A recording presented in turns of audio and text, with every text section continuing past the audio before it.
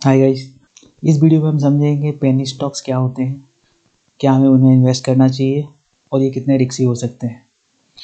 तो penny stocks generally हम लोग उन स्टॉक्स को कहते हैं जो काफ़ी सस्ते हैं, जनरली 10 रुपये से कम है, लेकिन इसका एक्चुअल डेफिनेशन वो नहीं है। पेनी स्टॉक्स को आपको समझने के लिए पहले आपको मार्केट कैपिटलाइजेशन समझना पड़ेगा। मार्केट कैप क्या होता है?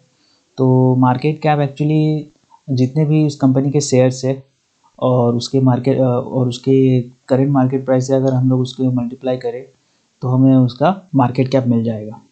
जैसे कि मान लो किसी कंपनी के 10,000 शेयर है, मार्केट में इशू 10,000 शेयर है और एक शेयर का दाम 10 रुपये है, तो इस हिसाब से इस कंपनी के हो गए 1,00,000 वैल्यू।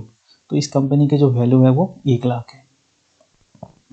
तो अगर किसी कंपनी का मार्केट कैप 100 करोड़ से भी कम है, ठीक है, किसी कंपनी का मार्केट कैप 100 करोड़ से भी कम है, तो उन कंपनी को या फिर उसके शेयर्स को हम लोग पेनी स्टॉक्स कहते हैं।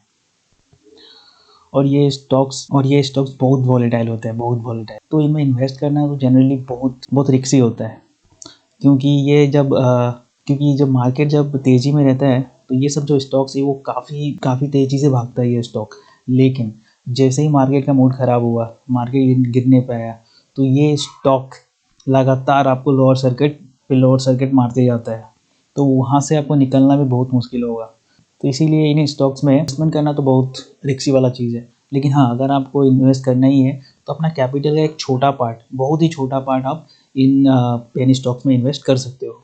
लेकिन ध्यान रहे वो एक बहुत ही छोटा पार्ट हो, क्योंकि penny stocks they are like lottery. ये बिल्कुल एक लॉटरी टिकट की तरह है, चल गया तो चल गया, नहीं तो पूरा का पूरा डूब जाएगा वो आपका पैसा। तो थोड़ा सा मैं आपको लोअर सर्किट और अपर सर्किट के बारे में बता दूं। तो होता क्या है ना कि कोई भी शेयर एक दिन में एक उसका लिमिट बनाया गया है कि हाँ, वो जो शेयर है वो एक दिन में इतना ही मूव करेगा। जैसे कि कोई शेयर हो सकता है कि 5% मूव करे, कोई शेयर है 10% मूव करे, तो हर एक शेयर का अपना अपना एक लिमिट बनाया गया है। तो होता क्या है कि जब शेयर गिरने पे आते हैं तो इन पे लोअर सर्किट लग जाता है। लोअर सर्किट मतलब जैसे ही ये 5% गिरा, इसमें फ्रीज लग जाता है, मतलब कोई बायर है ही नहीं खरीदने के लिए। तो इस सिचुएशन में आप निकल ही नहीं पाओगे। फिर नेक्स्ट दिन मार्केट खुलेगा और आप देखोगे कि लोअर सर्किट। तो इस केस में क्या होगा कि आप घुस तो गए हो, जब तेजी था आप घुस तो गए हो, लेकिन जब गिरने पे आया जब ये शेयर, तो आप इस शेयर से निकल ही नहीं पा रहे हो। तो इस केस में क्या होता है आपका कैपिटल जो है वो रिस्क पे आ जाता है।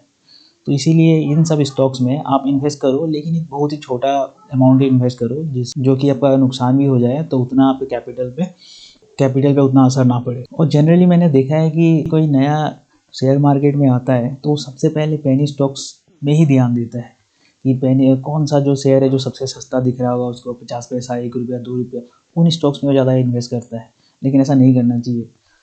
हमें सबसे पहले अपना कैपिटल का ध्यान देना है कि हमारा कैपिटल ज़्यादा नुकसान ना हो।